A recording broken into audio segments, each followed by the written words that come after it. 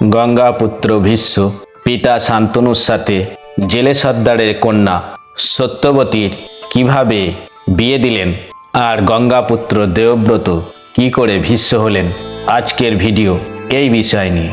তাহলে বন্ধুরা শুরু করা যাক। একদিন দেবব্রত তাঁর ব্যতীত পিতার কাছে এসে বললেন, পিতা মহারাজ বিষণ্ণ মনে নিজের চিন্তায় মগ্ন হয়ে আছেন। আমি কি জানতে পারি আপনার চিন্তার কারণ? দেবব্রত আরও বললেন, আপনি স্বীকার করতেও যান না, আপনাকে ফ্যাকাশে ও শীর্ণ দেখাচ্ছে, যেন আপনি সমস্ত প্রাণ শক্তি হারিয়ে ফেলেছেন।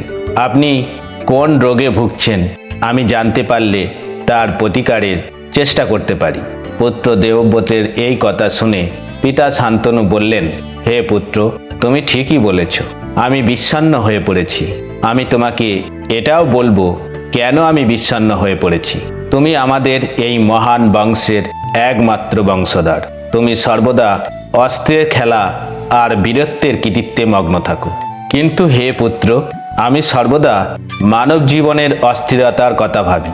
যদি কোনো বিপদ তোমাকে গ্রাস করে তার ফল হবে আমি পুত্রহীন হয়ে পড়ব। সত্যিই তুমি একাই আমার কাছে শত শত পুত্রের সমান। তাই আমি আর বিয়ে করতে চাই না। জ্ঞানী ব্যক্তিরা বলেন যে যার একটি পুত্র আছে তার কোনো পুত্র নেই। অগ্নিতে যজ্ঞ এবং ত্রিবেদের জ্ঞান একথা সত্য যে চিরস্থায়ী পুণ্যফল প্রদান করে, কিন্তু এই পুণ্যফলের নিরিখে এই সব কিছু পুত্র সন্তানের জন্মের প্রাপ্ত পুণ্যফলের ষোড়শাংশেরও সমান হয় না। বস্তুত এদিক থেকে মানুষ এবং নিম্ন শ্রেণীর পশুর মধ্যে প্রায় কোনো পার্থক্য নেই। আমার বিন্দুমাত্র সন্দেহ নেই যে এতে স্বর্গে গমন করা যায়।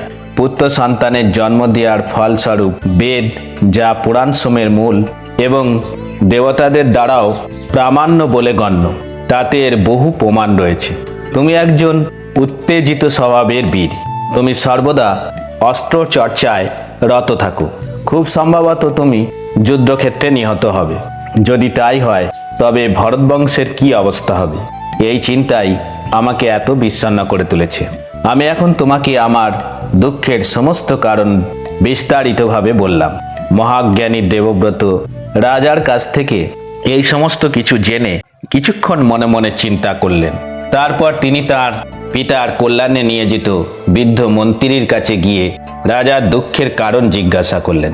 মন্ত্রী মহাশয় তখন দেবব্রতকে জেলেদের সর্দারের কন্যা গন্ধবতীর জন্য চাওয়া বরের কথা জানালেন।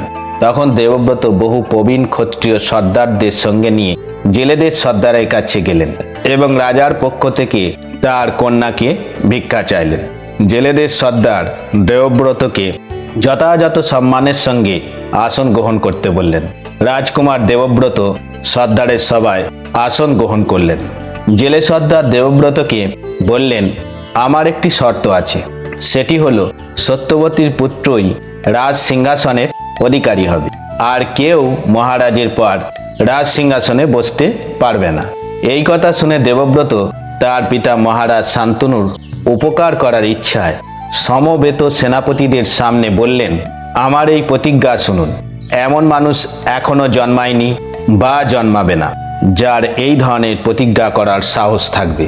আপনি যা কিছু চান আমি তার সবই পূর্ণ করব।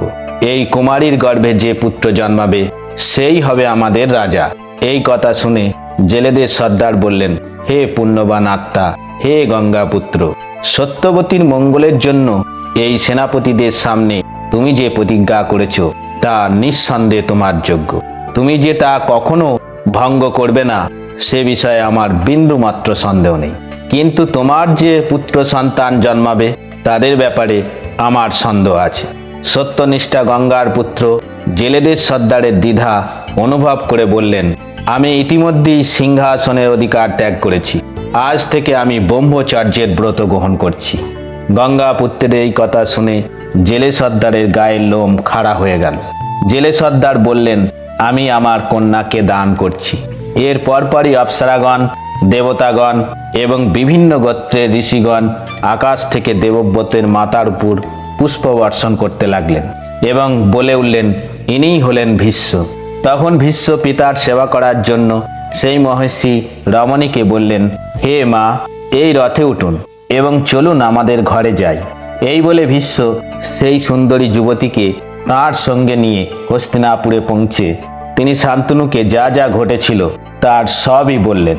রাজ দরবারে সকলে একসঙ্গে ও পৃথকভাবে দেবব্রতের অসাধারণ কাজের প্রশংসা করলেন এবং বললেন, ইনিই ভীষ্ম।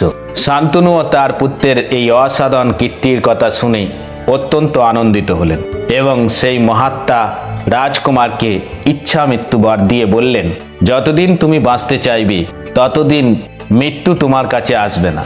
হে নিষ্পাপ, মৃত্যু তোমার আদেশ পেয়েই তোমার কাছে আসবে। বন্ধুরা, ভিডিওটি ভালো লাগলে বিধাতার কথা চ্যানেলটি সাবস্ক্রাইব করতে ভুলবেন না। নমস্কার।